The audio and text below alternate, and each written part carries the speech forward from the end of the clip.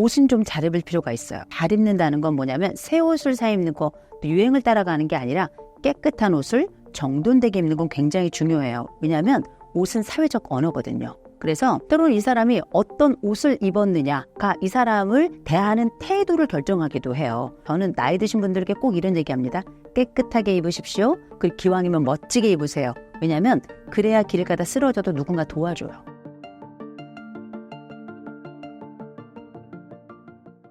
안녕하세요. 반갑습니다. 숭실사이버대학교 교수 이우선입니다. 외모가 변하더라도 품격을 유지할 수 있는 방법은 무엇일까요?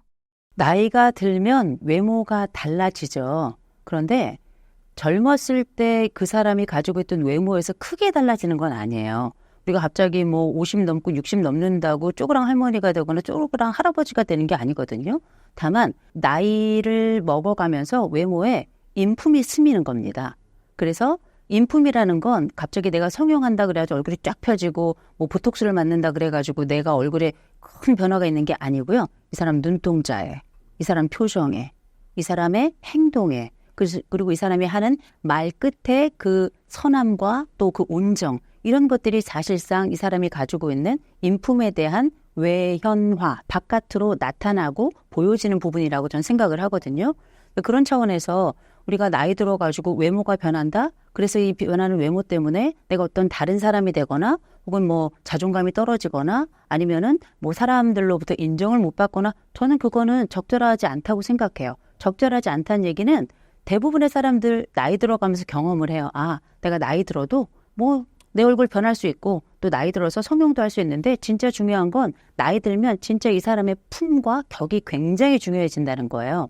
그래서 외모는 엄밀히 말하자면 나이 들어가지고 영향력이 없는 건 아니지만 대단하진 않다라고 말씀을 먼저 드리고 싶어요. 그런데 그 차원에서 이를테면 내가 나이 드니까 내 얼굴이 너무 마음에 안 들어. 또 나이 들면 머리도 많이 빠져요. 거기다가 저절로 자동으로 살이 찌고요. 눈은 왜 이렇게 안 보입니까? 그러니까 다들 다초점이고 뭐고 다 안경 다 장착하고 다니고요.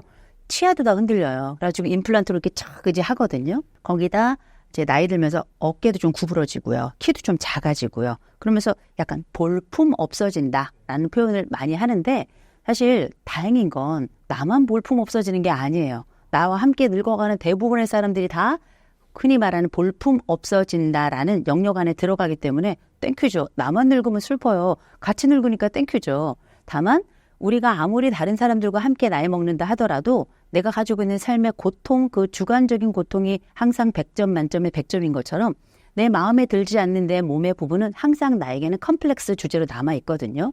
그래서 나이 들어가면서 나 주름 너무 많은 것 같아. 아니면 나 나이 들면서 이 눈이 너무 내려와서 너무 힘들어. 진물도 나지만 보기가 너무 안 좋아.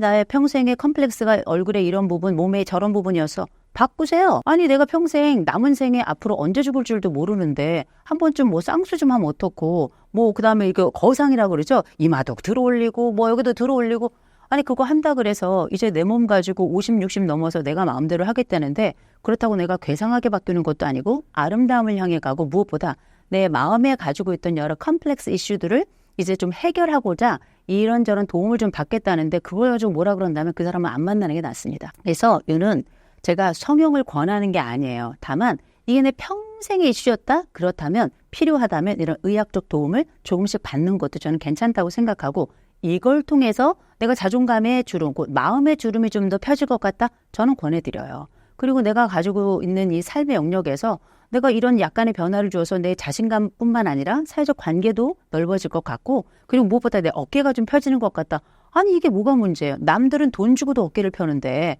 우리가 가지고 있는 이런 작고 큰 변화들 속에서 이제는 바꿀 수 없는 것들이 있거든요. 이를테면 작은 키를 늘릴 수는 없어요. 그리고 갑자기 이렇게 우리가 오랫동안 인상을 쓰거나 집중을 하다 보면 이렇게 내천자가 이렇게 턱 이렇게 모이거든요. 근데 이것도 내가 아무리 이렇게 펴라 그리고 화장품을 냅다 발라도 다 소용없습니다. 제가 다 해봤잖아요. 백약이 뭐예요? 보톡스입니다. 그렇게 어쩌면 조금 부담스러울 수는 있겠지만 이제는 모든 사람들에게 일상이 되기도 한 이런 부분에 있어서 도움을 받아서 내가 내 마음에 평안함을 좀 얻을 수 있다면 괜찮다라고 생각이 들고 이건 추접한 행동이라고 저는 생각하지 않아요. 그러나 과유불급이죠. 갑작스럽게 60대 얼굴이 20대가 되긴 어려울 거예요.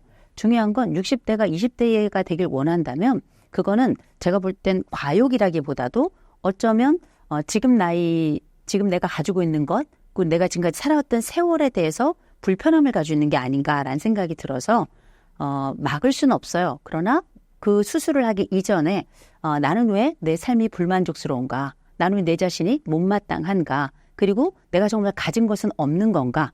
내가 가지고 있는 대표성이 변해버린 내 얼굴뿐인가?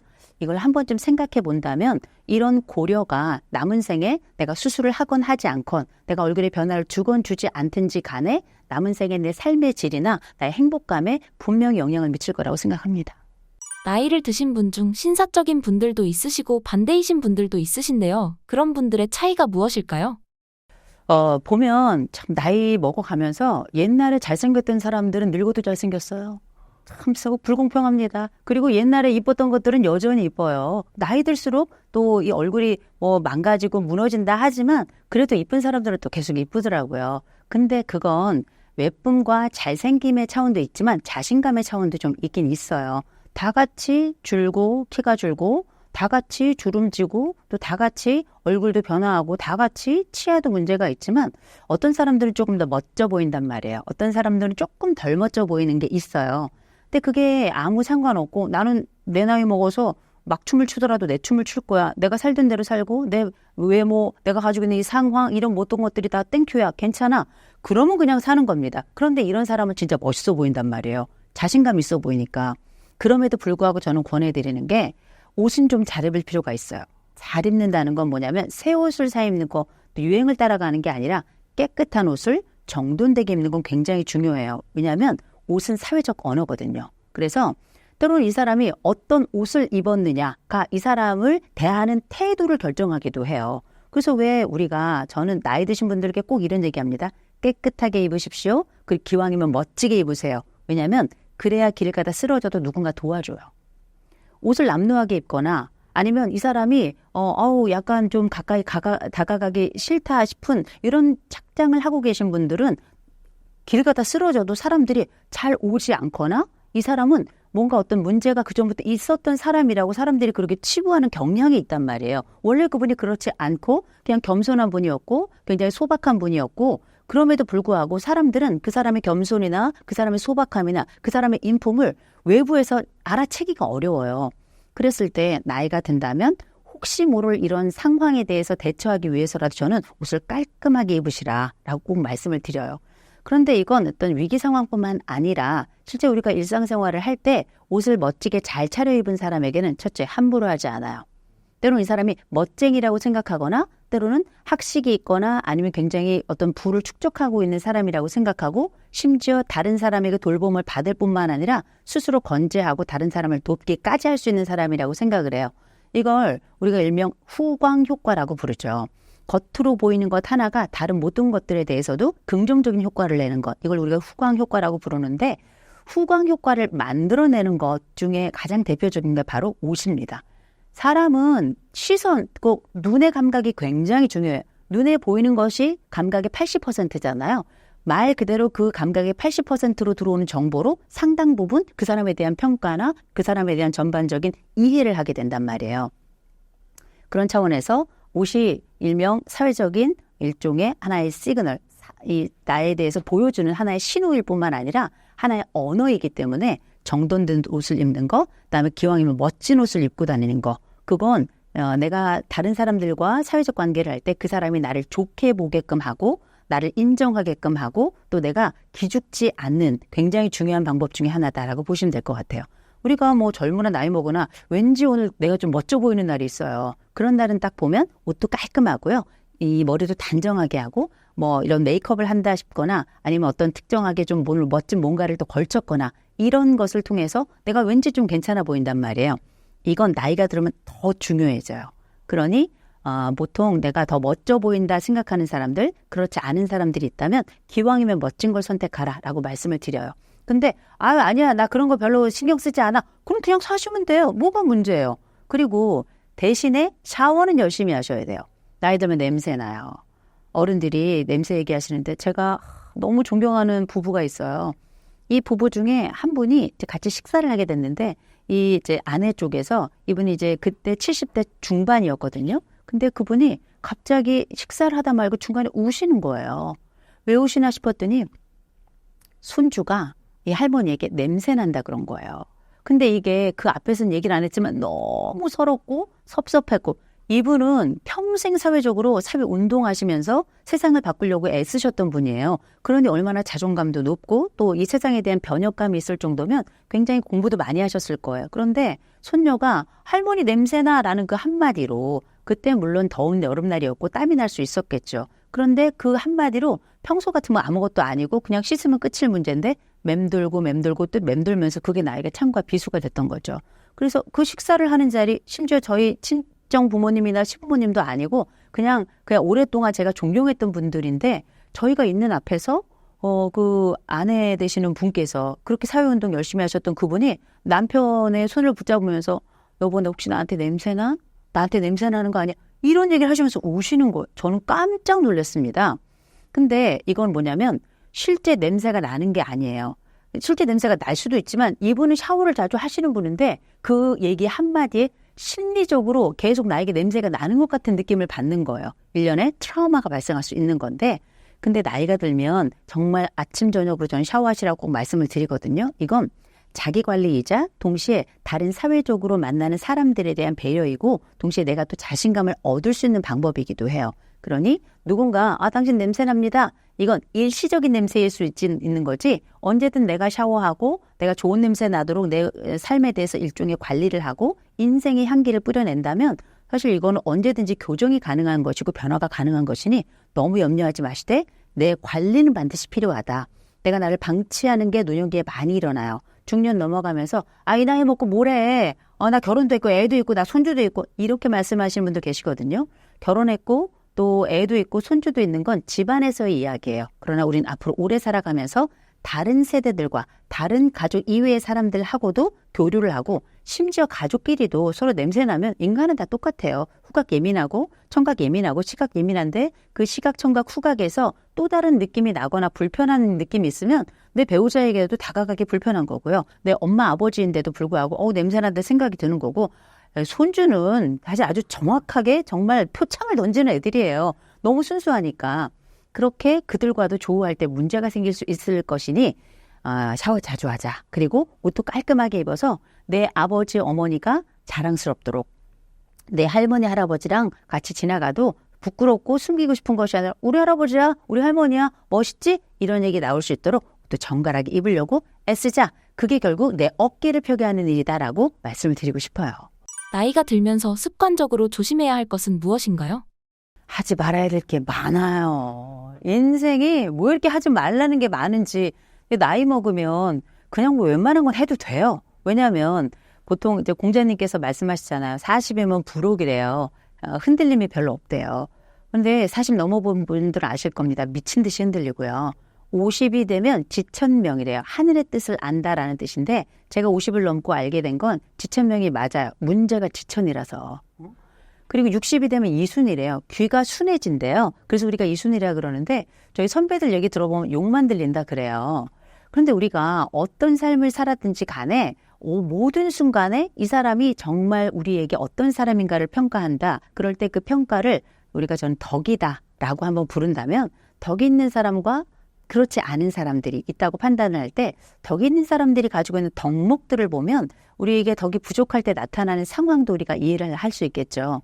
보통 우리가 덕이 있다고 한다면 자기 스스로를 잘 추스리면서 동시에 타인도 배려할 수 있는 능력이 있다면 우리가 이건 이 사람은 참 나이가 젊어도 덕이 있어. 또 나이가 들었을 때는 참 덕망 있는 어른이야. 이런 얘기를 우리가 듣잖아요. 근데 그러면 우리가 덕이 가지고 있는 특성들 중에 덕이 빠져있는 부분, 덕의 주요한 항목들 중에 하나 배려라는 말을 제가 잠깐 썼는데, 어쩌면 우리가 나이 들어가면서 약간 추잡해 보이거나 혹은 저 사람 별로야 라고 생각하거나 눈살을 찌푸리게 하는 바로 그런 행동이 있다면 첫 번째로는 무례입니다. 무례. 예를 무시하는 행동인 거죠. 이걸 우리가 사회적 매너라고 부를 텐데, 이 매너라고 한다면 제일 먼저 이 혀의 매너 굉장히 중요해요. 혀, 욕설. 나이 먹어서 18, 19, 그 다음에 개소, 말량, 소닭, 시비간지가 다 일상적으로 나오는 사람들이 있어요. 정말 보기 안 좋거든요. 그건 다른 사람들에게 욕을 하는 것도 문제지만 그 말을 혼자 읊조린다 하더라도 그건 정말 볼품없는 행동이다. 볼품없는 행위이다. 볼품없는 혀다라고 이렇게 말씀을 드리고 싶어요. 욕은 안 돼요. 두 번째로 뭐냐면 다른 사람에 대해서 험담하는 거. 진짜 보기 안 좋아요. 나이 60, 70 됐는데 계속 다른 사람 만날 때마다 이 사람 욕하고 저 사람 욕하고 하는 사람들이 있어요. 심지어 옛날 지난 이야기 그 얘기 꺼내가지고 그 사람 욕도 하는 경우가 있거든요. 없는 가운데 다른 사람을 수십 번 죽이는 거죠. 근데 이런 행위는 우리가 할 수 있어요. 우리도 다 해요. 그런데 너무 잦아요. 또 그게 너무 심해요. 그리고 이 심한 행동 또 심한 말들이 여러 번 또 반복돼요. 그러면 아유 참 그거 나이 들어서 그렇게 하는 행동은 덕이 없는 것을 떠나서 뭐 매너가 없는 걸 떠나가지고 사람이 참 경박해 보인다. 어쩌면 불면 날아갈 것 같은 그건 귀한 존재가 아니라 어쩌면 너무 존재의 가벼움을 드러내는 게 아니겠는가. 우리가 흔히 말하는 나이 들었을 때의 삶의 무게 또 삶의 지혜에서는 조금 먼 행동이 아니고 삶의 지혜나 삶의 무게와는 좀 먼 거리가 먼 것이다 라고 이제 생각이 들고요. 그다음에 세 번째 해당되는 게 일대 역시 자랑질이죠. 자랑. 아, 다 잘났어요. 혼자 잘났어요. 저도 자랑 무지합니다. 아주 그냥 SNS에 보시면 내 자랑으로 도배질이에요. 그런데 지 혼자 보고 그냥 SNS 우리가 안 보면 그만이거든요. 그런데 친구들과 함께 모였을 때 또 중요한 사람들과 함께 모였을 때 계속 자랑하는 사람들이 있어요. 그 자랑이 뭐냐면 돈 자랑, 자식 자랑. 그죠? 돈 자랑하고 자식 자랑 이거는 이를테면 돈 많이 있으면 좋겠죠. 밥을 사든가. 밥은 안 사면서 돈 자랑만 냅다 하는 사람들이 있어요. 이 사람들이 정말 꼴불견이고 이건 젊어도 마찬가지예요. 젊어도 야, 나 오늘 주식, 야, 나 이번에 건물, 야, 나 이렇게 얘기하거든요. 그럼 밥을 사든가. 그렇죠. 그럼 이런 분들은 뭐냐? 우리가 참 덕없다 얘기하지만 일상적인 용어는 정말 재수없고 밥맛 없는 사람들이에요. 그러면 이분들은 사실 밥값 낸다 아니면 뭐 그러면 물론 땡큐죠. 그러면 이제 우리도 뭐 어쩔 수 없이 듣는 거니까. 근데 그것도 너무 하면 꼴사납더라고요. 그래서 우리가 자랑질을 하더라도 제일 먼저 돈 자랑은 하지 말자. 그리고 할 거면 밥값을 내고 하자라는 거. 또 큰 돈 자랑할 땐 더 큰 밥을 사야 된다는 거. 원칙으로 삼으면 좋을 것 같고요. 두 번째 자식 자랑이에요. 요즘 또 손주 자랑까지 들어가요. 자식 자랑했어요. 우리 아들이 어느 대학 들어가서 우리 딸이 뭐 어느 회사에 들어가서 승진을 했어. 그러면 본인이 승진을 한 건 아니죠. 그러니까 나와 내 자식은 혼연일체라서 그의 승진이고 나의 승진이고 이걸 우리가 동일시라고 불러요. 이런 동일시는 이를테면 뭐 우리 형님이 말이야 뭐 이런 거 하잖아요. 근데 지금 나이가 몇이에요. 그 모든 자랑이 다 좋은데 그 자랑 가운데 가장 큰 문제는 뭐냐면 그 자랑할 것을 갖지 못했거나 누군가는 내 이야기를 듣는 그 사람 중에는 자식의 실패를 평생 보며 살아간 사람들도 있다는 거예요. 우리가 자주 만난다는 것, 내 자식 자랑과 돈 자랑을 할 정도라면 친근한 사람들, 믿을 만한 사람들, 오랫동안 우리의 관계를 통해서 신뢰를 가지고 있는 사람들의 모임일 가능성이 굉장히 높은데 그 신뢰를 함께 가지고 있는 사람들 속엔 뭐가 있어야 되냐면 배려라고 하는 게 있어야 되는데 이런 누군가 아프고 힘든 상황에 있는 걸 알면서 그런 얘기를 한다. 그것도 반복적으로 한다? 그러면 참 그건 무례함을 넘어서서 상대방에게 화살을 쏘는 행위라고 저는 생각을 해요. 나 이렇게 잘났어. 나 이렇게 훌륭해. 내 자식까지 잘났어. 근데 너는 뭐니? 이건 상대적 우월감을 경험하고 싶은 거예요. 물론 이렇게 만나다 뭐 할 얘기가 없어요. 그러니까 우리가 정치 얘기하다가 나중에 싸우는 거 아니겠습니까? 근데 결국은 우리가 나이가 든다는 건 모이면 아픈 얘기하고 흩어지면 병원 가는 게 나이를 들었다는 거예요. 그러면 차라리 아픈 얘기하는 게 나아요. 나 몸이 이렇게 아파. 너는 안 아프니? 나 이런 약 먹어. 너는 안 먹니? 야, 이런 병원 좋아. 차라리 이게 나아요. 오히려 내가 내 자랑질, 내가 지금까지 30년, 40년, 50년, 60년 그렇게 결혼해 살아가면서 아니면 내가 결혼을 하든 안 하든 내가 가지고 있는 것들에 대해서 이렇게 자랑을 한다는 얘기는 그만큼을 일구지 못한 사람들에게는 오히려 병을 주는 거예요. 집에 돌아갔을 때 그 얘기를 들었던 사람은 그냥 멀쩡하게 그 큰 성취는 못했어도 열심히 살아가고 있는데 내 자식들에게 눈총을 주게 돼 있고요. 내 자식은 왜 저만큼 성취를 못했을까? 나는 왜 저만큼을 후원을 못해가지고 내 자식은 저기까지 가지 못했을까? 내 마음에 또 자식에 대한 미안함 때문에 병이 나는 거예요. 나의 자랑은 누군가에게 병을 투척하는 행위라는 거 반드시 기억했으면 좋겠고요. 그렇게 우리가 돈 자랑이나 자식 자랑하는 분들 많이 계시고 요새는 보니까 또 그렇게 가방 자랑하시는 분들 많아요. 그 자식 자랑의 일환으로 자식이 뭘 해줬어, 뭐 며느리가 뭘 해줬어, 아들이 뭐 해줬어, 딸이 뭐 해줬어 해가지고 뭐 가방 들고 나오고 오늘은 이 가방, 내일은 이 가방, 또 이제 약간 브랜드 있는 옷 같은 거 입고 나와서 브랜드 뭐 프라, 샤, 루이 이런 거 막 나온단 말이에요. 그러면 물론 좋죠. 그래서 그거 아니어도 이미 들어올 때부터 번쩍번쩍해요. 알고 있어요. 알고 있지만 굳이 열 손가락으로 옛날에 반지 사면은 왜 이렇게 너는 자식이 둘이냐 나는 다섯이다 그러면서 반지를 열었다 펴었다 이거 하잖아요. 알아요. 근데 우리가 인생 살아가면서 아는 게 있습니다. 부러우면 지는 건데 우리는 늘 져요. 이 부분보다 더 돈 많은 사람들이 또 있겠죠. 그런데 이 가운데는 내가 제일 잘났다고 얘기하는 거거든요. 근데 친구는 말입니다. 오랫동안 함께 만났던 사람들은 말입니다. 그리고 서로를 믿고 의지하면서 이 모임에 늘 함께 나왔던 사람들은 말입니다. 서로 뭐 하라고 오냐면 자랑하러 오는 게 아니고 서로 지지해 주려고 오는 거예요. 사회적 연대를 형성하기 위해서 오는 겁니다. 그래서 그 친구의 안부를 물어보고 오는 거예요. 오늘은 괜찮은지, 또 좋은 일이 있는지, 때로는 슬픈 일이 있다면 우리가 함께 하겠다라고 하는 일련의 이 심리적 다짐, 암묵적 다짐을 하면서 그 자리에 계속 같이 모이는 거거든요. 근데 그렇게 가방이니 옷이니 또 자식 자랑이니 돈 자랑한다는 얘기는 뭐냐면 파괴자로 나타나는 거예요. 파괴자가 되어서 내가 이 모임을 끝까지 해치고야 말겠다라고 다짐을 하고 오는 것과 다름이 없습니다. 그렇게 몇 번 반복하면 결국은 밥값 안 내는 채로, 또 밥값을 낸다 하더라도 그렇게 마음의 생채기를 여러 번 반복적으로 내잖아요. 나중에 보면 어느 순간 톡방에서 내가 계속 있는데도 글이 안 올라오는 현상이 일어날 거예요. 우리가 이거를 방폭이라고 부르죠. 방을 폭파한다는 의미로 그들끼리 다른 모임을 갖게 되고요. 야, 걔는 안 왔으면 좋겠어. 이런 암묵적인 결론이 나면서 결국은 이 모임이 회파되거나 아니면 그 친구가 없는 모임이 생겨나게 되는 건데, 그래서 그런 차원에서 우리가 꼭 기억해야 될 게 있습니다. 내가 자랑할 수 있어요. 돈 자랑할 수도 있고요. 또 자식 자랑할 수도 있고, 자식들이 준 물건 아니면 내가 산 물건을 자랑할 수도 있겠지만 그건 한 번 정도로 족하다. 매번 뭔가를 살 때마다 뭔가를 했을 때마다 자랑한다면 이런 말씀을 드리고 싶어요. 그 사람은 나를 제외한 다른 것, 돈이나 혹은 가족 혹은 이런 물건 말고 자신만의 컨텐츠는 없는가, 특별히 덕의 컨텐츠는 없는 것이다.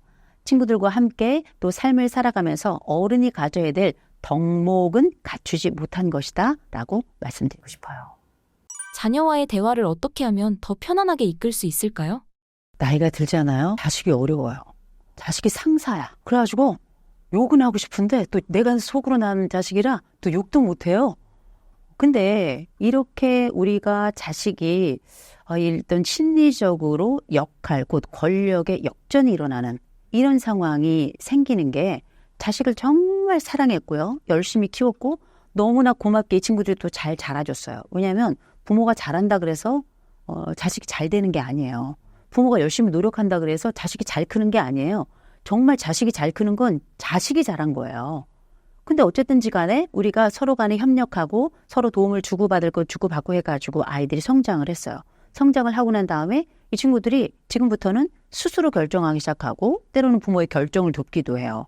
그리고 이런 심리적인 지지가 아이들이 성장할 때는 부모가 위에서 아래로 내려가는 방식으로 물이 흘러가듯이 그렇게 흘러가지만 시간이 지나고 나면 자식들이 우리보다 더 많은 정보를 가지고 있고 더 많은 능력을 가지고 있고 훨씬 더 도구를 능숙하게 다루고 이런 사회적인 처리나 이런 것들도 훨씬 더 잘하게 된단 말이에요. 그러면 그때부터는 누가 누구를 돌보게 되냐면 자식들이 부모들을 사회적으로나 실질적으로 돌보는 현상이 이제 벌어지게 되는데, 그러면 때로는 우리가 관계에 있어서 옛날에는 너 언제 들어오니? 이런 얘기를 했다면 나이가 들어가면 야 이거 어떻게 하냐? 저거 어떻게 하냐? 물어봐야 되는 상황이 생겨요. 이거 우리 컨텐츠 자식들이 많이 볼 텐데 이거 진짜 더럽고 치사합니다. 우리도 옛날에 할 수 있는 게 많았어요. 근데 자식들이 어떤 요청을 하면 우리는 엄마 이거 뭐야? 하고 하면 100번도 1000번도 넘게 대답을 했어요. 참고로 옛날에 저희 아이가 돌 조금 지났을 땐가 서울에서 경기도 이천까지 이제 차를 타고 이렇게 쭉 내려가는데 제가 뽀뽀뽀 노래를 불러줬어요. 아빠가 출고 날 때 뽀뽀뽀, 그 맨 마지막에 뽀뽀뽀 친구 야! 근데 얘가 갑자기 뽀 하는 거예요. 더 불러달라고. 제가 내려가고 올라올 때 1000번을 불렀어요. 1000번을. 그런데 그래도 그게 싫지 않고 불편하지 않고 힘들지 않았어요. 그냥 해줄 수 있으니까. 나이 들어가지고 이것 좀 해줄래? 야, 치사합디다. 조금 있다 한대. 아니 좀 기다리래. 나는 1000번을 불렀는데. 그러니까 이게 뭐냐면 역할의 불공평, 보상의 불공평이 일어나는 거예요. 이렇다 보니까 치사하다라는 생각이 드는 거죠. 그런데 우리가 무능하고 능력이 떨어지니까 기다릴 수밖에 없는 거예요. 그렇다 보니 어쩌면 우리 자녀들도 이런저런 일상이 바쁘고 해서 부모들에게 사실은 기다리라 말하거나 아니면 약간 퉁명스럽게 말하고 하거든요. 근데 조금 더 친절해 줬으면 좋겠어요. 제가 보니까 약간 당한다는 느낌이에요. 자식에게 당하는 느낌? 그 섭섭하더라고요. 그 저처럼 약간 그 강철 같은 여인은 전혀 섭섭함이 없이 막 딱 튕겨나갈 것 같고 자식이 어떤 얘기하면 뭐 너 그렇게 얘기해도 되냐 막 이럴 것 같지만 그냥 그래야? 이렇게 해서 뭐 삼키는 게 되게 많거든요. 그러니 우리 신사임당 채널이 굉장히 유명하고 또 전 연령을 아우르고 있잖아요. 자식 세대들, 자녀 세대들이 본다면 기억할 것, 부모도 섭섭하다는 거. 그리고 부모가 계속 기다리고 있다는 거 한 번쯤 좀 알아주셨으면 좋겠고. 근데 자식이 이걸 알면서도 진짜 전화하기 싫은 부모가 있어요. 부모라고 해서 항상 인격적이고 덕이 있고 지혜로우면서 사랑이 가득하고 늘 나에게 주는 존재냐 그게 아니라 어쩔 수 없이 부모인 경우들도 있어요. 그냥 핏줄이야. 하필 내 핏줄이야. 이런 부모가 있어요. 근데 그런 부모들을 보면 못 배워서가 아니에요. 물론 못 배운 것이 너와 나 사이, 곧 부모와 자식 사이에 일종의 매너를 좀 덜하게 하고 보다 좋은 매너를 사용하지 못하게 하는 경우들도 있긴 있죠. 근데 그게 아니라 부모들 중에서도 덕이 부족한 부모들도 있고요. 모질란 부모들도 있고요. 인격이 참 좀 더 익었으면 좋겠다 싶은 이런 부모들이 있단 말이에요. 그러니 쌍욕하는 부모들 나이 들어서 애들 커도 쌍욕해요. 거기다 거칠게 자녀를 대하는 자식들은 영원히 자식들이 애기라고 생각하는지 여전히 거칠게 대한단 말이에요. 있을 수도 없는 일인데 사회가 우리가 사회생활을 한다는 것, 곧 아이들이 성년으로 넘어가면 그 전에도 인격적으로 돼야 되겠지만 이제 성인 대 성인으로 살아가는 거예요. 옆집 총각에게 누가 그렇게 욕을 할 수 있어요. 멱살 잡힙니다. 그리고 옆집 사람에게 누가 그렇게 거칠게 대하겠어요. 근데 자식들에겐 그렇게 한단 말이에요. 여전히 내 소유라고 생각하는데 자식들의 전화를 받고 싶은 부모는 따로 있어요. 대신에 자식들이 부모의 전화를 받기 싫어하는, 그렇게 싫게 만드는 부모도 있단 말이에요. 먼저 자식들이 정말 이 부모가 이렇게 반응할 땐 정말 전화 받기 싫어 하는 때가 있어요.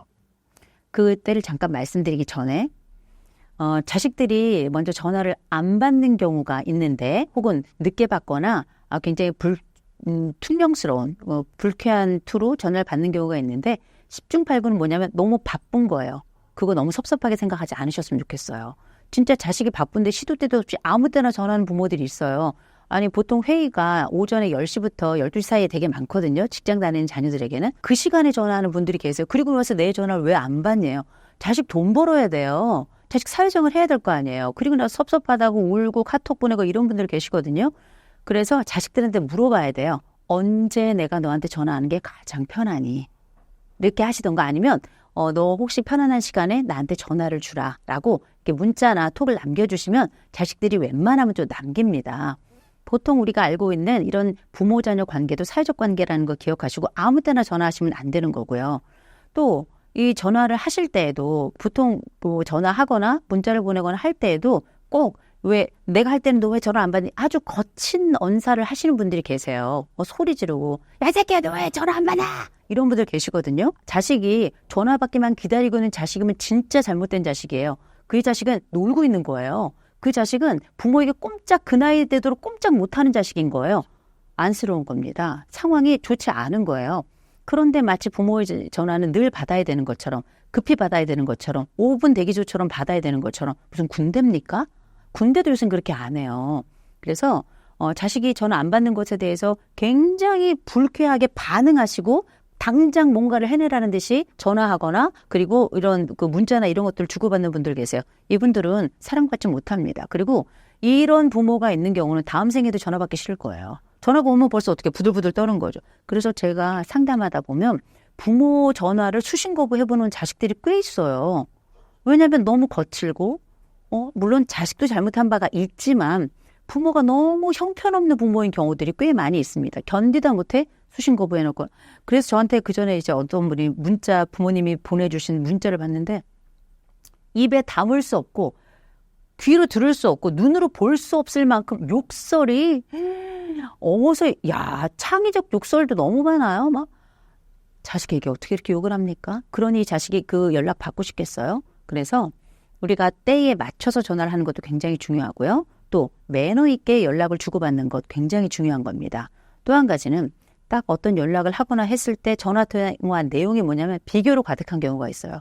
누구는 뭐 해줬더라, 누구는 뭐 해줬더라, 뭔 어쨌더라, 근데 너는 뭐 하냐? 그러면 다른 집 부모는 이거 해줬더라, 다른 집 부모는 저거 해줬더라, 자식도 그렇게 얘기하고 싶을 거예요. 안 그래요? 인간은 다 똑같지 않습니까? 그럼에도 불구하고 자식이 침묵하고 있다면 그 자식은 부모를 참아주는 거예요. 그거 진짜 훌륭하게 생각해야 됩니다. 그래서 부모 스스로가 꼭 기억해야 돼요. 아, 내가 때에 맞게 전화를 하고 있는 건가? 또 내가 때에 맞는 말을 하고 있는 건가? 또 이 사람, 뭐 특별히 내 아이에게 혹시 불편한 비교의 대화를 하고 있는 건 아닌가 꼭 기억하셔야 되고요. 그 다음, 내 자식에게 전화해야 돼요. 며느리나 사위한테 굳이 전화하지 마시고 내 자식에게 전화해야 돼요. 왜 내 자식한테 해야 될 그 푸념을 왜 며느리한테 하냔 말이에요. 왜 내 자식에게, 내 딸에게 해야 될 그 푸념을 왜 내 사위에게 하냔 말이에요. 당사자에게 해야죠. 그럼 그 사람들은 왜 받겠습니까? 그냥 며느리란 이유로 사위란 이름으로 그냥 전화 받는 거예요. 어쩔 수 없어서 내 부모 같으면 벌써 한 소리 했을 텐데 그러지 못한 1.5 가족 아니에요. 1.5 가족이다 보니까 0.5라는 이유로 그냥 받는 거거든요. 항상 모든 그 대화 중에 좋은 얘기는 며느리 사위에게 해도 되지만 불편한 이야기나 혹은 꼭 어떤 요청을 해야 될 거는 그냥 내 자식이 하는 게 맞습니다. 또 한 가지, 내 자식에게 하는 것도 요청할 정도를 하세요. 할 때마다 계속 아이고 아프다, 아이고 아프다. 병원에 가셔야 되겠죠. 꼭 자식이 모셔가야지만 갈 수 있는 게 아니면 차라리 119를 이용하시는 게 좋아요. 다만 자식도 당연히 내 부모에게 반응하고 얼마나 아프신지 급하면 또 찾아가고 모시고 병원 가고 해야 되겠지만 매번 전화해가지고 아프다 아프다 아프다 아프다 돈 달라 돈 달라 돈 달라 돈 달라 이거는 누구도 못 견디는 일이에요. 이런 부모님들 많지 않아요. 그렇지만 때로는 혹시 내가 그런 부모는 아닌가 한 번쯤 생각해 보시면서 내 자녀들과의 관계에 있어서 좀 조절을 하시는 게 필요하다. 그리고 정말 필요하거나 급한 내용이라면 당연히 연락해야죠. 당연히 문자해야죠. 그러나 그마저도 예의를 좀 갖추셨으면 좋겠어요. 성장한 자녀들은 자식이 아니고 옆집 사람입니다. 성장한 자녀들은 자식으로 보시면 안 되고요. 나와 함께 인생을 살아가는 또 다른 성인으로 보셔야 돼요. 성인 대 성인으로서 해야 될 대화와 성인 대 성인으로서 갖춰야 될 매너들을 꼭 갖춰야 된다는 거 기억하시고 그래야 자식들이 전화 받아요. 그래야 자식들이 기쁨으로 답변합니다. 그래야 자식들이 남은 생을 살아가면서 나도 내 부모처럼 나이 들어야 되겠다. 나도 내 부모처럼 그렇게 살아야 되겠다 생각하면서 기쁨으로 부모에 대해서 존경심을 갖게 되는 거예요. 저는 부모 자녀 관계에 있어서 이런 말씀 드려요. 특별히 가족 간의 관계에 있어서도 부모를 존경하지 못해도 괜찮아요. 그래도 존중은 해야 돼요. 때로는 내 부모가 모질랄 수 있어요. 때로는 내 부모가 좀 형편없거나 참 존경하기 어려운 부모일 가능성도 있거든요. 그래서 내 부모가 이렇게 때로는 아무 때나 막 전화하고 또 때로는 아무 말이나 막 하고 때로는 막 그 내용들 가운데 나에게 상처를 주는 이야기를 또 내 배우자에게 하고 심지어는 그 이야기들 중에서도 뭐 계속 아프단 얘기하고 계속 힘들단 얘기하고 계속 돈 달란 얘기하고 이런 얘기 할 수 있지만 그럼에도 불구하고 내 부모를 존경은 못해도 그래도 존중은 하자. 왜냐하면 인간이잖아요. 사람이잖아요. 사람이면 존경은 못해도 그래도 내 인격 생각하고 존중은 하자. 대신에 부모님께 이런 얘기는 해야 돼요. 이때 전화하시면 됩니다. 그때는 제가 못 받지만 요때는 전화할 수 있습니다. 그리고 말씀하실 때 부드럽게 내용해 주세요. 내용을 말해 주세요. 그래야 저도 전화 받습니다. 저도 힘듭니다. 대신 힘들어! 왜 이렇게 전화해! 왜 욕하고 난리야! 이렇게 얘기하는데 이러지 마시고 부드럽게 말씀해 주세요. 그러면 저도 반응하겠습니다. 부드러운 내용으로 보내주세요. 그럼 저도 답변하겠습니다. 그래서 그 교정의 내용을 알려드려야 돼요. 부모라고 해서 다 아는 거 아니거든요. 또 제 아내나 제 남편에게 말씀하지 마시고 저한테 연락하세요. 그리고 엄마 얘기할 때에도 아프다 아프다 얘기하시면 안 되고 어디가 아프다 어떻게 하고 싶다 라는 내용을 얘기해 주셔야 돼요. 그리고 돈 달라 돈 달라 무조건 그렇게 하시면 말씀하지 마시고 어떤 내용으로 얼마큼이 필요하다. 저도 다 드릴 수 없어요. 제가 할 수 있는 만큼만 드릴 수 있습니다. 이렇게 얘기를 할 수 있도록 방법을 알려드려야 돼요. 안 그러면 이번 생이 끝날 때까지 계속 서로 간의 관계 안 좋게 그런 내용들을 하면서 결국은 내 부모가 나에게 남긴 건 상처이고 결국은 내 부모가 나에게 남긴 건 불쾌함과 불편함이라고 생각하거든요. 부모에게도 알려드려야 된다. 말씀드려야 된다. 그래야 부모들도 이거 이렇게 하는 거구나 알고 변화를 가지고 또 변화를 꾀하면서 자녀들과 관계를 조금 더 선순환을 가질 수 있거든요. 그렇게 부모들도 그렇게 조심하고 자녀들도 그렇게 알려드리자라고 말씀을 드립니다. 자녀와 통화할 때 부모가 피해야 할 주제는 무엇일까요? 자식들이 부모에게 전화를 하거나 아니면 부모들이 자식하고 전화를 하거나 간에 할 얘기는 어차피 없어요. 정말 주제가 있는 거는 우리가 정말 수시로 전화를 하는 게 아니라 정말 응급하니까 서로 간에 전화하지 말라 그래도 엄청 전화를 해요. 근데 안부를 물을 때가 있어요. 이를테면 저는 저희 친정 부모님 그리고 저희는 이제 시아버님 돌아가셔서 시어머니만 계시는데 저는 매일 통화해요. 예, 저는 매일 전화 드려요. 어떨 때는 하루에 2번씩 전화 드릴 때도 있어요. 근데 그 전화 드릴 때 무슨 주제가 있냐? 없어요.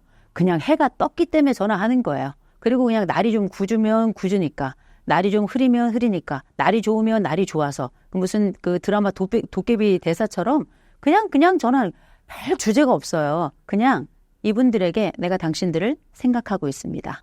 내가 당신들을 기억하고 있습니다. 그냥 그 주제예요. 그러면 제가 전화를 드리잖아요.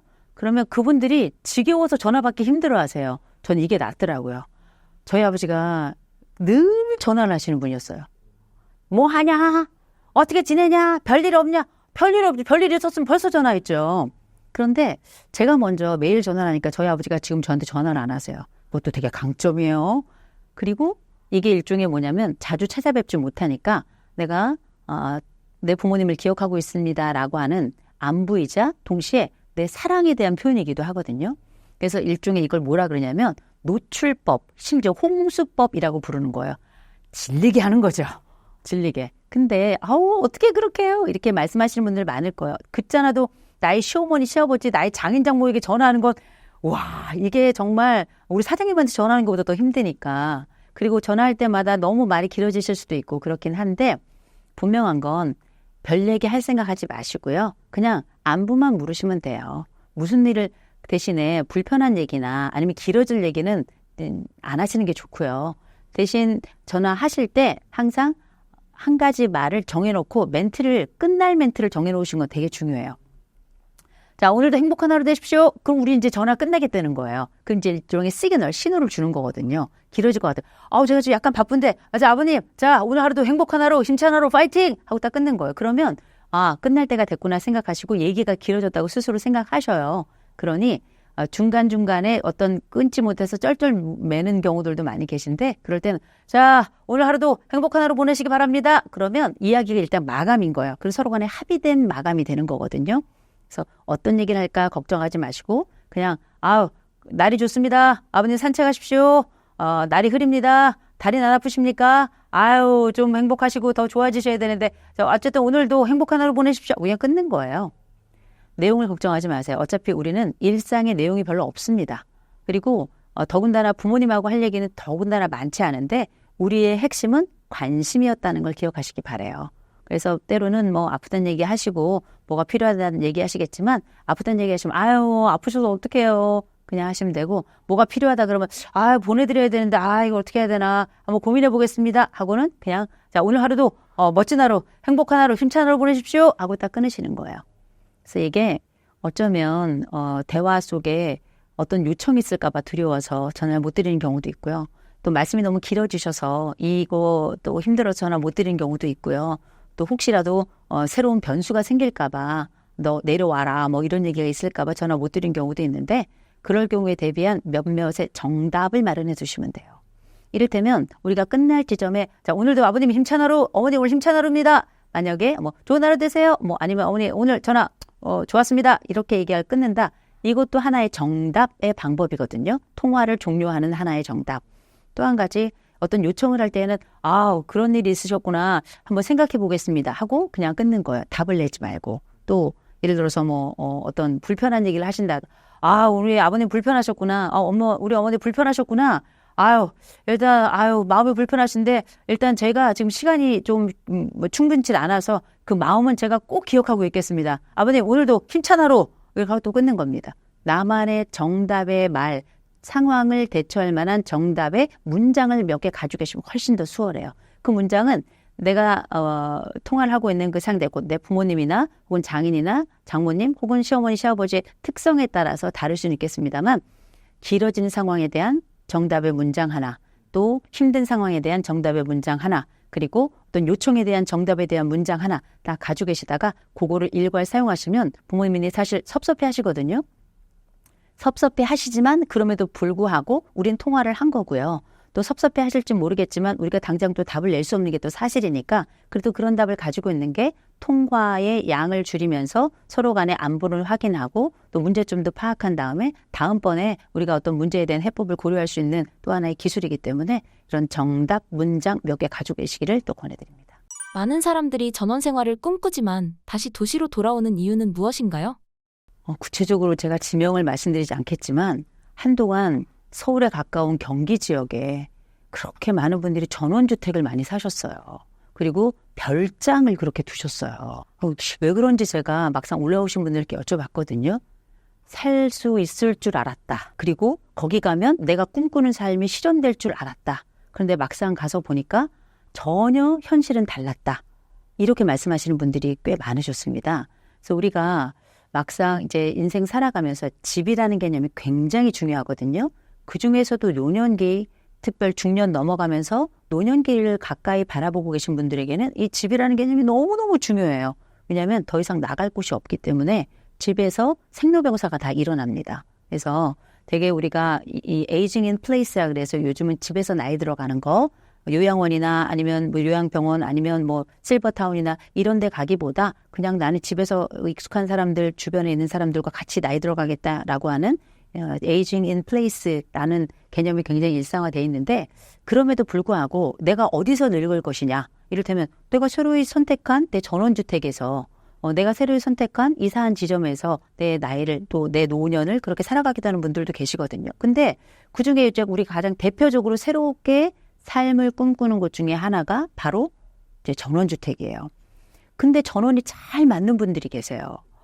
나는 풀 보면 너무 행복하고 귀뚜라미 잡는 기쁨으로 살아. 또 이렇게 꽃을 가꾸고 또 농사 짓는 것도 기뻐하시고 이런 분들은 전원주택에 가셔서도 너무 잘 사세요.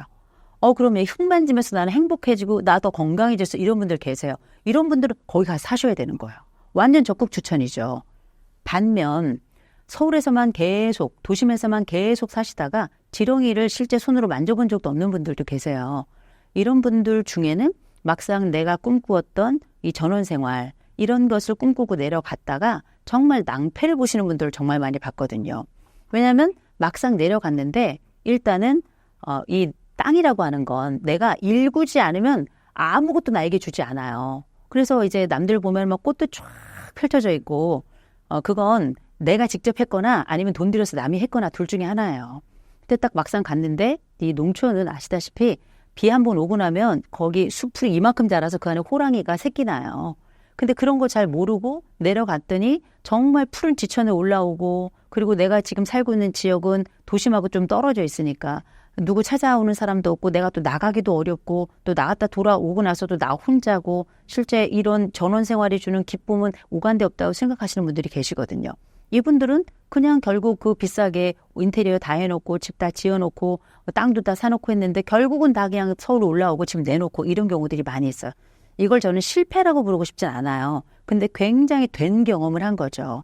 근데 이게 젊어서 이런 경험을 하면 모르겠는데 나이 들어서 이 돈도 날리죠. 거기다가 미처 내가 생각하지 못했던 전원생활을 하다가 정말 외로움이란 병을 얻어오는 분들도 계세요. 이런 경우라면 이거를 학습이라고 하기에는 너무 비싼 그 레슨비를 낸 거라고 저는 생각을 하거든요. 그래서 저는 백회 개념을 좀 말씀을 드리고 싶어요. 엄밀히 말하면 복회 백회라고 해도 상관이 없을 텐데 백회, 베이케이션, 방학 동안에 보케이션, 직업을 가져보는 거예요.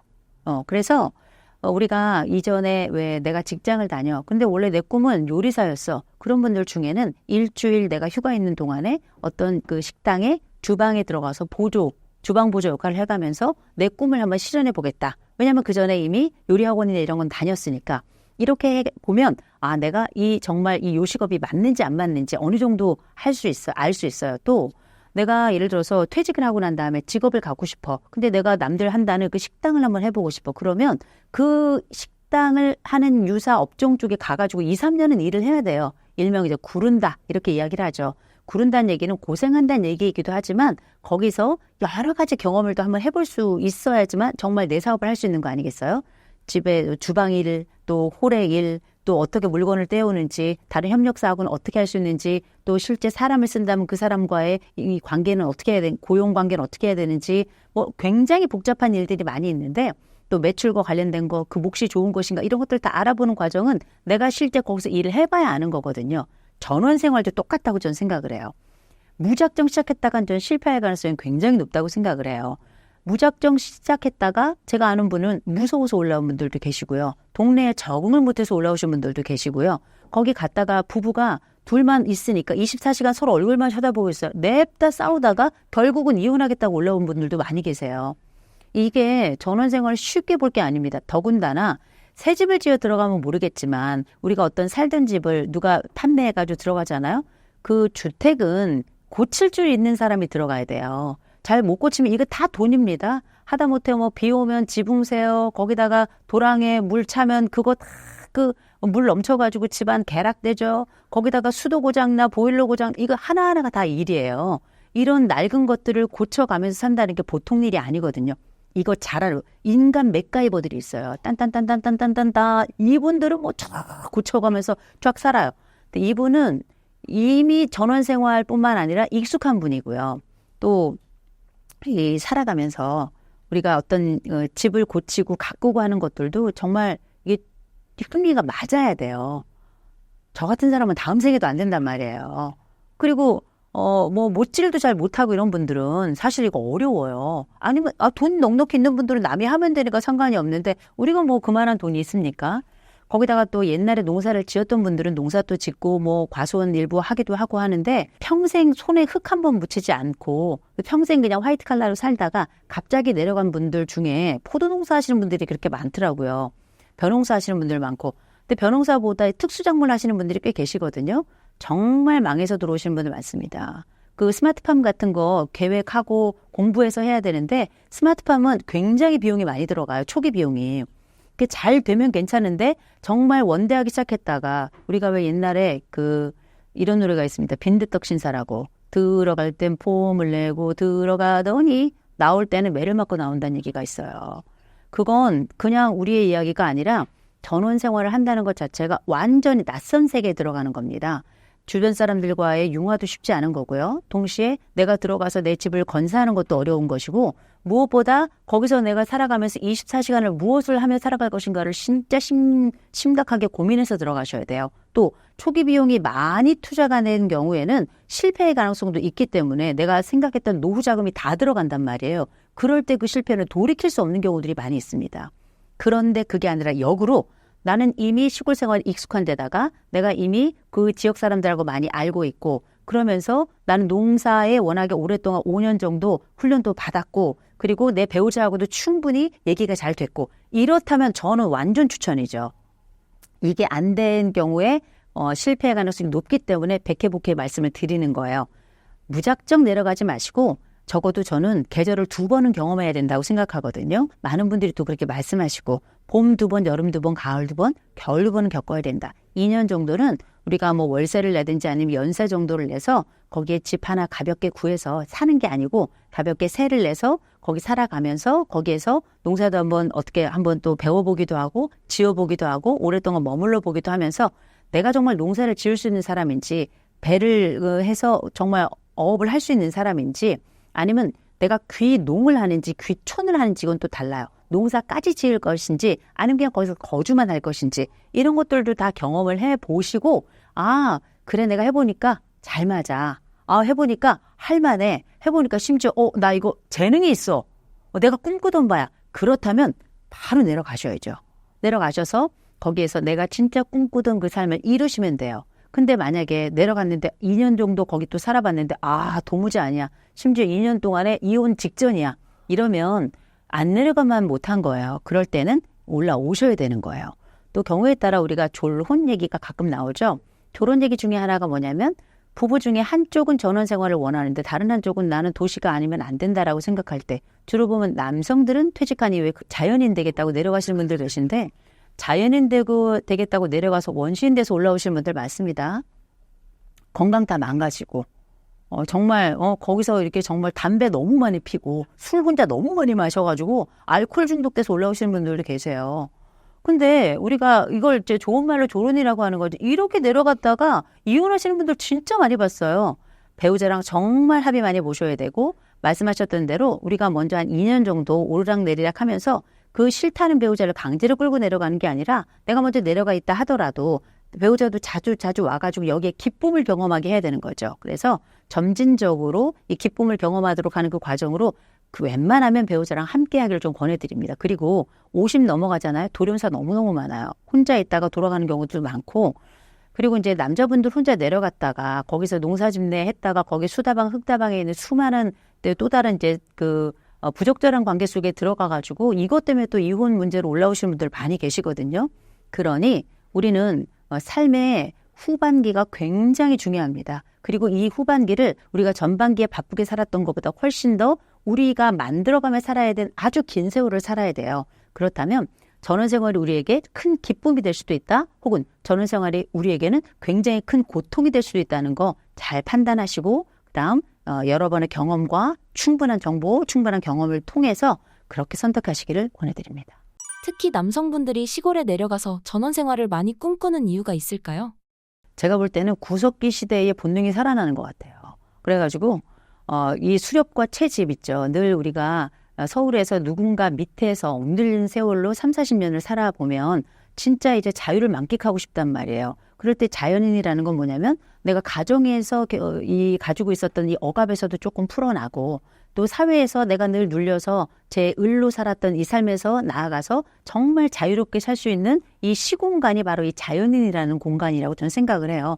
그러니까 어떻게 거기에 가서 마누라 잔소리도 없이 상사의 잔소리도 없이 이제 나만의 삶을 이제 본격적으로 살아보겠다라는 거거든요. 그런데 우리가 20, 30년 정도를 그렇게 이제 묶여서 살잖아요.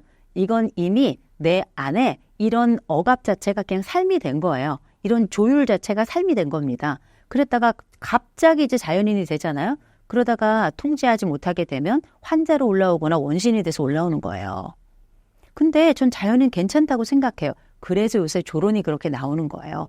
이 아내들은 이 갑자기 모든 일을 내려놓고 아무것도 할 일이 없게 된 이 사람이 가지고 있는 이 한쪽에서의 이 소외감, 또 한쪽에서의 이 공허감, 한쪽에서의 이 무능감, 이거를 이해하지 못합니다. 그럼요, 평생 나는 생산을 해냈던 사람인데 이 생산을 멈추고 더 이상 나는 명함이 없는 사람이 된 거 아니에요. 그랬을 때 이 사람이 나로부터 올라오는 새로운 자유감과 더불어서 소속에 대한 이 과거의 그리움이 동시에 올라옵니다. 어떤 것이 늘 이렇게 잡혀 있다가 어느 순간 탁 풀어놓잖아요. 막 자유로울 것 같죠? 굉장히 고통스러워요. 저희 집에 고양이가 한 마리가 있어요. 이 고양이는 집에서만 자란 고양이에요. 많은 분들이 고양이는 그냥 키우다가도 밖에 내놓으면 다 산다라고 생각하시는데 죽어요. 아무것도 알지 못하기 때문에.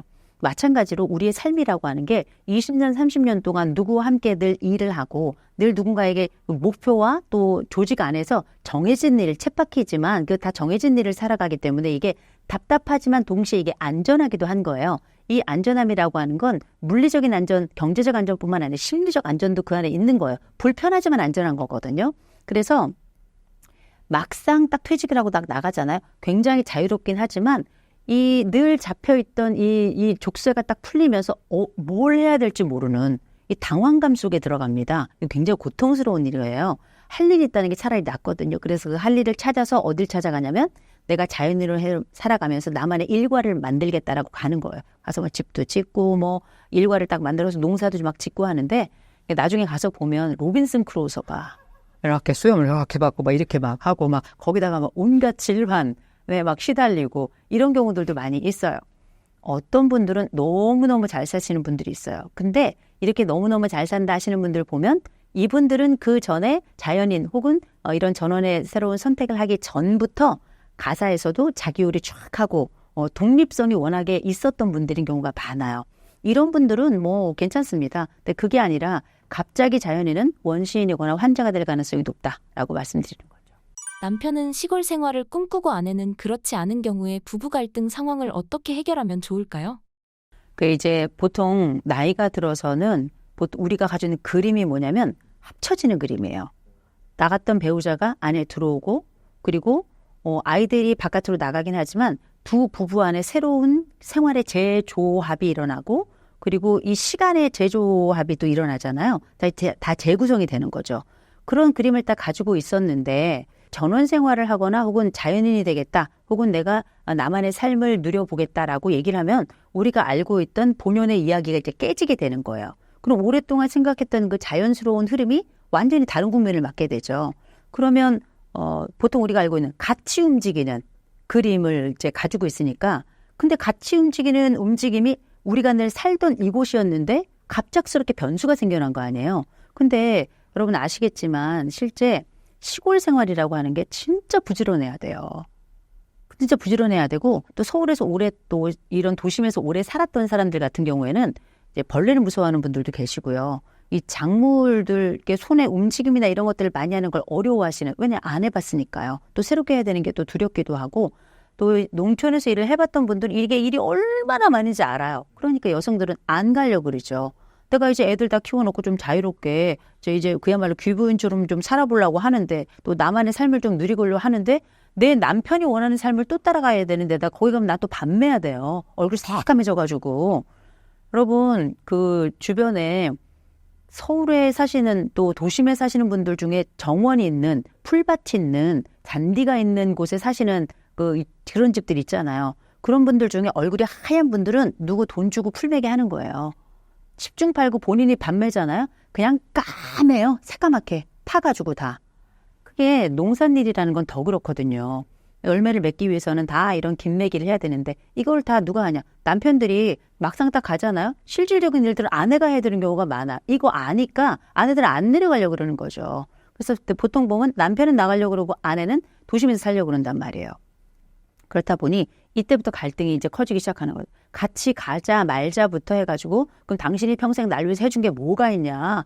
내가 지금 이제 좀 편하게 살아보겠다는데 이제 이것마저 못하게 하느냐 하면서 이제 갈등이 시작이 되는 건데 여하간 그렇게 해가지고 이제 남편이 전원생활을 시작하고 아내는 서울에 있고 하면서 일명 명목상 조론이 시작이 되는 거죠. 실질적으로는 별건데 사이가 안 좋아서 하는 건 별거고 사이가 좋은데도 불구하고 서로에게 일련의 꿈을 실현하기 위해서 일련의 시간을 이렇게 할애해주고 배려해주는 걸 우리가 조론이라고 하는 거잖아요. 조론은 무조건 한시적이어야 되는데 이제 남은 생에 떨어진다면 이건 별거예요. 그러면 남편은 이제 내려가 있어요. 아내는 여기 있어요. 그러면 사람이라는 게 참 이상한 게 한 2달, 3달 지나잖아요. 없는 게 편해요. 그래서 이 사람이 올라온다 그러면 그때부터 이제 겁이 나는 거예요. 올라와. 그럼 벌써 일상이 흐트러지는 거니까 되게 힘든 주제가 생겨나는 거거든요. 근데 이제 막상 배우자랑 이렇게 떨어져 있잖아요. 그러면 어떤 문제가 생겨나냐면 이 누군가 짝이 있다는 걸 알고 근데 그 빈자리가 나면 이 빈자리를 호시탐탐 노리는 것들이 있어요. 또 심지어는 노리지 않더라도 일부러 그 자리를 누군가에게 내어주는 사람도 있어요. 누군가에 내어주는 사람도 있단 말이에요. 그러면 이때부터 부부관계는 엄밀히 말하자면 균열이 일어나기 시작하는 거죠. 그래서 이제 이런 것들을 조금 줄이기 위해서는 특별히 나이 들어서 중년 넘어서 배우자의 외도가 발생한다고 생각하면 지옥이에요. 그때부터 우리는 현실에 사는 것이 아니라 지옥에 산다라고 생각하시면 됩니다. 그러면 그때는 자녀들도 리스크가 굉장히 커지는 거고 남아있는 한쪽 배우자의 인생에도 큰 변수가 생기는 거고 실제 외도의 당사자도 사실은 많은 것들을 잃어야 돼요. 그럼 이건 선택 앞에 서는 거니까 내 이전의 가족들을 선택할 것인가 아니면 새로운 관계를 선택할 것인가인데 이 얼마나 엄청나게 큰일입니까? 이런 것들은 이제 너무 안 좋은 시나리오고요. 그러나 이런 것들 좀 가능성이 있는 것들이니까 예방을 하기 위해서는 적어도 정기적으로 자주 배우자가 내려가야 돼요. 내려가서 그 삶 속에 내가 항상 있다는 걸 내 배우자도 알아야 되고 주변 사람들도 알아야 돼요.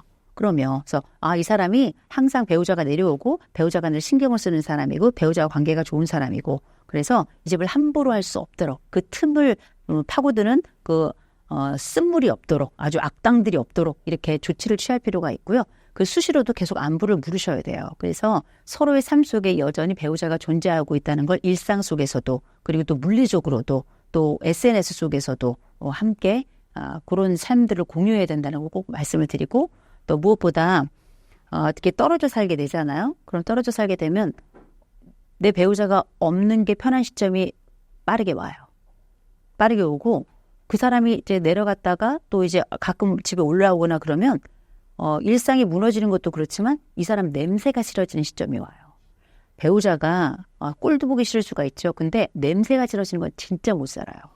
근데 같이 살 때는 냄새가 서로 섞이기 때문에 잘 몰라요. 뭐 담배 냄새, 술 냄새 있지만 그거는 비일상적인 거고 물론 일상적인 분들도 계시지만 그래도 그건 그냥 이 인간 이렇게 끝나는 건데 순간 다른 냄새가 날 때가 있어요. 근데 그 냄새가 좋을 때도 있지만 싫어지는 경우가 생기면 이 부분은 살기가 어려워요. 그래서 자주 왔다 갔다 하셔야 돼요. 왕래를 자주 해야 되고 그리고 각각의 집에 그 사람의 물건이 여전히 있어야 되고 그 집에 갔을 때 내가 늘 그 물건 쓰면서 편안해야 되고 이런 그 물건에 대한 물건은 그 존재를 그곳에 두고 오는 거거든요. 그래서 그 물건이 마치 CCTV처럼 지켜보는 거예요. 굉장히 중요한 겁니다. CCTV를 진짜 놓는 거는 이제 의심인 거고요. 그건 의심이겠지만 그 사람의 물건이 그 자리에 있다는 건 그 사람의 삶이 거기 있다는 거예요. 그래서 꼭 기억하셨으면 좋겠어요. 왜 친했던 친구가 나이가 들수록 불편해지는 걸까요? 바쁘잖아요. 그 친구들이 서로 미워하고 싫어해서가 아니고요. 서로 바빠요. 애 키우느라 바쁘고 일하느라고 바쁘고 이러다 보니까 옛날 어렸을 때 친구들이 사실 나이 들면 어렸을 때 그 모습이 없어요. 다 늙고 그리고 약간의 그 욕심 또 약간의 이제 어렸을 때 같이 뛰어놀던 아이들 그 아이들이 나이가 들어서 늙으면 층위도 생겨나요. 잘 사는 애, 못 사는 애. 또 뭐 결혼 잘하는 애, 좀 힘든 애. 또 자식이 잘 되네, 좀 덜 되네. 이런 식으로 차이가 나기 시작하면서 내 삶에 대한 평가가 내 옆에 있던 바로 그 친구를 통해서 일어나기 때문에 때로는 기분 좋은 건 내가 잘 됐을 땐 거고 내가 안 된 경우들이 더 많은데 그럼 나보다 잘 된 것들 만나면 기분이 좋겠어요? 기분이 별로죠? 그런데다가 무엇보다 오랫동안 안 만나면 그 사람하고 삶에 겹치는 부분이 적어져요. 대화도 없고 단어도 겹치지 않고 생활도 벌어져 있고 그러다 보면 그 사람의 뭐 마음을 우리가 알 수 있는 것도 아니고 그러니까 그 사람이 좋은 사람이고 괜찮은 사람이라는 걸 알지만 오랫동안 안 만나면 친구인가 아닌가에 대해서 약간 경계가 모호해지게 되는 거죠. 그래서 어렸을 때 친한 친구들이 물론 만나면 반갑고 어린 시절로 돌아가는 것도 있긴 있어요. 그러나 너무 오랫동안 안 만났던 사람들은 어쩌면 절반은 친구일지 모르겠지만 나머지 절반은 낯선 자가 되었다라고 보셔야 될 것 같아요. 오랜 친구가 불편해지기 시작했을 때 어떻게 대처해야 할까요? 오랜 친구가 불편해졌다? 가끔 만나야죠, 뭐. 아니, 우리가 오래간만에 만난 사람이 불편해졌다. 근데 그 사람이 밉거나 싫은 게 아니잖아요. 그냥 어색한 거예요. 그건 어색함이기 때문에 그럴 때는 우리가 이제 함께 어렸을 때 공유했던 주제들을 함께 이야기하면 그때부터 다시 화기애애해지니까 그렇게 해서 다시금 우리가 약간은 얼어붙은 것 같았던 그 분위기를 조금 더 따뜻하고 또 정감 있게 또 친밀감을 느낄 수 있도록 변화시킬 수도 있는 거고요. 그게 아니라 이렇게 있는데 그냥 좀 어색하다. 어색한 걸로 버티다가 다음에 안 만나는 거죠. 너무 애쓸 필요 없다라고 말씀을 드리고 싶어요. 다만 우리가 이건 손절하고는 좀 다른 거예요. 손절이라는 건 내가 애써 그 사람을 밀어내는 과정을 손절이라고 하잖아요. 우리가 휴대폰 딱 열어보잖아요. 우리가 만났던 사람들 수많은 사람들의 그 연락처가 쫙 있는데 그중에 보면 몇몇 사람들은 벌써 죽었어요. 죽었고 몇몇 사람들은 아는데 연락 안 한 지 오래고 그 사람은 죽은 사람과 다른 면이 없어요. 그리고 또 때로는 꽤 친밀했던 사람들이 있는데 그 사람들은 이제 369로 만나는 사람, 띄엄띄엄 만나는 사람들이 있고 어떤 사람들은 또 자주 연락하고 근데 이렇게 보면 그 가운데서도 얘 참 괜찮았지. 얘는 좀 시간이 지나면 지날수록 진짜 얘는 나쁜 놈이야. 이런 생각이 드는 사람들 있어요. 사람마다 마음속에 대차대조표를 다 가지고 있으니까 어떤 것이 굿이고 어떤 것이 배든지 스스로 판단한단 말이에요. 우리가 인간관계 할 때 왜 나는 이 사람하고 어떻게 지내야 될지 고민을 합니다만 사람은 다 자기 안에 이미 답을 가지고 있어요. 얘가 나랑 몇 프로 친한 애인지 얘가 나한테 몇 퍼센트 필요한 사람인지 다 계산하고 있다니까요. 제가 이렇게 말하니까 되게 나쁜 사람 같죠. 근데 사람은 다 머릿속에 계산기가 있어요. 그래서 얘는 좀 도움이 되는 애. 얘는 인간성 좋은 애. 얘는 나한테 친절하네. 얘는 쓰레기. 이렇게 나눠져 있단 말이에요. 그래서 그거에 따라서 사람은 다 에너지를 써요. 내가 얘한테 30% 투자할지 50% 에너지를 써야 될지 이런 거 다 구분하는데 몹시 인간애가 넘치고 진짜 심성이 착한 사람들이 있어요. 그래서 뭐 내가 약간 나한테 손해를 끼치는 사람한테도 잘하는 사람들이 있어요. 이런 사람들 우리는 이제 호구라고 부르죠. 그런데 이 사람들은 정말 착한 사람들이에요. 그리고 호구일진 모르겠지만 그 호구가 내가 필요할 때, 내가 정말 힘들고 어려울 때 그 친구가 떠오른다니까요. 또 그 친구는 내가 그렇게 때로는 모질게 하고 때로는 걔를 무시했는데도 불구하고 나에게 와서 또 힘이 되어줘요. 이런 사람들은 제가 볼 때는 인류애를 안쪽에 쫙 누적하고 있는 천사의 다른 형태인 것 같아요. 바보 같지만 그는 천사였다. 라고 얘기할 만한 인생 호구들이 있어요. 저도 참 호구 많이 했습니다. 그런데 제가 말씀드리고자 하는 건 뭐냐면 때론 그렇게 친구들과 어색한 관계에 접어들었을 때에도 그 친구들을 밀어낼 필요는 없어요. 손절할 필요는 없다고 생각해요. 때로는 어려운 시기가 됐을 때 이 친구들에게 도움을 청할 수 있다니까요. 이 사람이 꼭 필요해서가 아닌데 살림을 한번 생각해 보세요. 요새 뭐 미니멀리즘 해가지고 다 버리는데 또 산다. 미니멀리즘 해도. 그리고 살림이라는 게 두면 또 써요. 그래서 전 오랜 친구들은 약간 해묵은 살림 같은 거라고 생각을 해요. 때로는 이게 버려야 될지 말아야 될지 좀 고민이 될 때가 있거든요. 근데 두면 또 써요. 그리고 또 새로운 걸 살려면 그것도 다 시간 들이고 돈 들이고 해야 되는 겁니다. 그러니 손절할 수 있어요. 친구들 손절 필요한 친구도 있습니다. 그러나 굳이 손절할 필요 없이 그냥 둬라.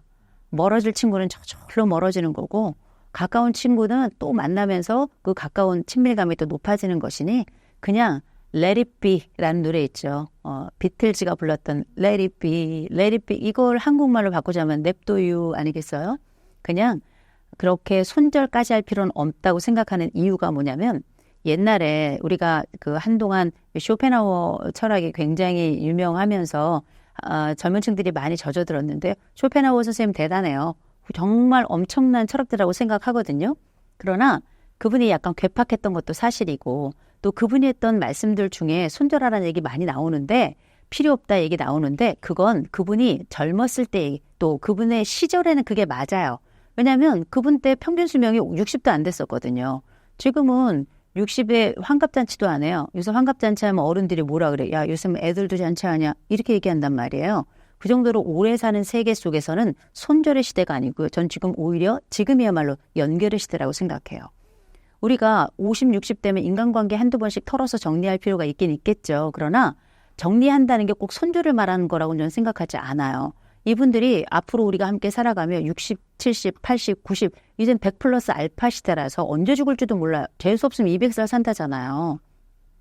그러면 이제는 우리를 버티게 하는 게 누구냐면 친구뿐만 아니라 망이에요. 망. 넥트란 말이에요. 그래서 관계의 망이, 의료의 망이, 복지의 망이, 이런 서비스의 망이, 사회적 망이 여러 개 촘촘히 쌓이면서 우리를 살아가게 하는 거예요. 우리를 존재하게 하고 건강을 유지하게 하고 삶의 질을 높이는 거거든요. 그런 차원에서 우리가 지금 뭐 유튜브도 본다, 뭐도 한다 하지만 실제 퇴직 딱 하고 나잖아요. 남자들 친구 한 명 없어요. 여자들은 이제 애들 키우고 난 다음에 애들 딱 졸업하고 나잖아요. 물론 남아있는 친구들이 꽤 있긴 있지만 그거 딱 절대값으로 남아있는 친구들 뿐입니다. 애들 엄마들 만났던 친구들 다 정리가 되거든요. 그러면 우리는 뭐 친구 손절이고 나발이고 할 게 없어요. 그냥 남은 게 한 줌이에요. 아니면 다 아프거나 죽었어요. 그런데 무슨 정리고 나발이고가 어디 있어요. 제가 이런 지점에 이렇게 말씀을 드린 이유는 간단해요. 정리를 해서 깔끔하면 좋겠죠. 근데 때로는 우리는 산이나 바다나 강이나 바람을 정리하지 않아요. 저는 이 친구들이 이런 산이고 이런 바람이고 이건 강물이고 그냥 바다 같은 존재, 그냥 내 옆에 있는 일종의 그냥 늘 나와 함께 있었던 그 환경이라고 생각합니다. 이사 가고 싶으면 이사 가야 되겠죠. 그 환경이 싫으면. 그러나 그 환경들을 그냥 때로는 그냥 존재가 있다는 것만으로 좋은 때가 있고요. 어느 순간에는 그 나무가 너무 귀찮았는데 어느 순간 딱 돌려봤는데 그 나무가 나의 그늘이었던 거예요. 그게 바로 이런 관계와 친구의 개념이라고 저는 생각하거든요. 필요하다면 이사 가야 되겠고 손절해야 되겠지만 그냥 두었으면 좋겠어요. 저절로 우리는 나도 모르게 멀어졌다 가까워졌다를 반복하면서 내 친구로 또 때로는 내가 아는 사람으로 그렇게 마음에 대략의 금을 긋고 있는 거거든요. 그래서 손절 저는 별로 권하지 않습니다. 그리고 나중에 이거 손절했다가 때로는 우리가 어려움을 닥쳤을 때 혹은 그 친구가 그리울 때가 있어요. 그러면 그 사람이 또 내가 또 다가가야 될 사람이기도 하거든요. 그랬을 때 우리가 물론 손절한다 그래서 나 오늘부터 너 손절해 이렇게 하진 않죠. 그러나 굳이 금 긋지 말자. 인생 살아가면서 보니까 금 그을 것도 별로 없고요. 또 금 그었다 하더라도 그 금이 또 다시 생기기도 하고요. 또 지워지기도 하고 또 그렇더라고요. 그래서 손절 그거는 내가 지금까지 나를 믿고 나와 함께 해주었고 때로는 나도 모르게 나에게 손을 내밀어 주었던 그 친구들에 대해서 너무 모진 게 아닌가. 때로는 그 친구는 나를 친구로 생각할 수 있다는 거. 그리고 그 친구들이 있어서 나도 지금까지 여기까지 왔다는 것. 이름 모르는 숱한 친구들이 있었다는 걸 기억했으면 좋겠습니다. 중년 이후에는 어떤 유형의 친구를 만나는 것이 좋을까요? 중년 이후에 만나야 될 친구들 있죠. 저는 이제 꼭 지켜야 될 친구들은 있다고 생각해요.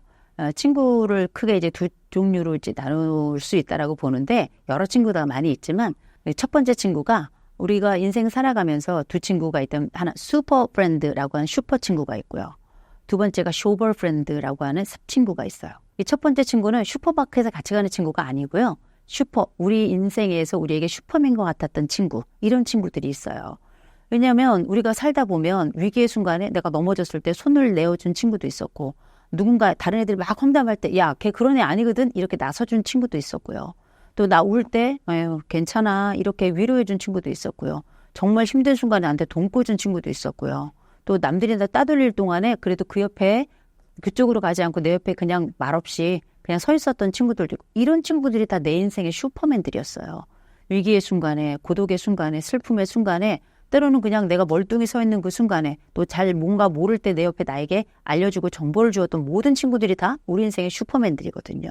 그런 친구들을 돌아보면 많았어요. 근데 이제 우리가 살다 보니까 시간이 어느덧 흘러서 이 친구들하고 그냥 약간 낯설어지기도 하고 또 다른 친구 만나느라고 약간 틈이 벌어져 있었던 건데 그 친구들을 옛날에 좋았던 친구들은 대부분 보면 지금도 좋을 가능성이 굉장히 높아요.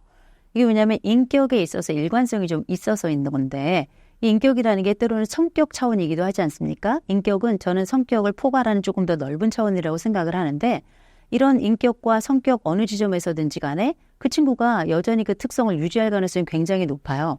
그리고 무엇보다 이 새로운 친구를 사귀는 게 어려운 이유 중에 하나가 검증이 되지 않았기 때문이에요. 믿을 수 있는 친구인지 아닌지 알 수가 없는 거 아니겠어요? 그럴 때 나에게 도움을 주었던 그 슈퍼 친구들은 보면 이미 우리는 경험을 통해서 이 친구들이 검증이 된 거예요. 얼마나 고마워요. 이 친구들은 이미 내가 놓았던 이 연금술의 장에서 뜨거운 불 속을 한번 통과한 친구들이라고 저는 생각을 해요. 그렇다면 이 친구들에게 다시금 한번 연락을 해봤으면 좋겠다. 그래서 야, 내가 이 주소록 정리하다 보니까 네 이름이 나오는데 얼마나 반가웠는지 몰라. 네 이름 보고 너무 반가워서 내가 전화했어, 문자했어, 아니면 톡했어. 이렇게 하면 전화번호가 바뀐 친구도 있겠고 아니면 유지된 친구가 있을 텐데 유지된 친구들은 아마 너무너무 반가워할 겁니다. 야, 너 나한테 연락해줘서 너무 고마워. 너무 보고 싶다. 그러면서 가끔 우리가 다음에 밥 한번 먹자 할 수도 있고 아니면 진짜 만날 수도 있는 건데 이렇게 한 번씩 연락을 해놓으면 때론 우리가 여러 경사나 애사가 있을 수 있죠. 그럴 때 연락하면 그 친구가 왔을 때 실제 우리가 다시 얼굴을 보면서 그 손을 맞잡고 기억을 다시 꽃피우게 되는 거 아니겠습니까? 이런 친구들이 다 뭐냐면 내 안에 자원들이었던 거예요. 실제 그 친구들 만나보시면 우리가 동창이든 누구든 만나보시면 내가 갖지 못했던 나도 잊어버렸던 나에 대한 기억을 그 친구들이 가지고 있어요.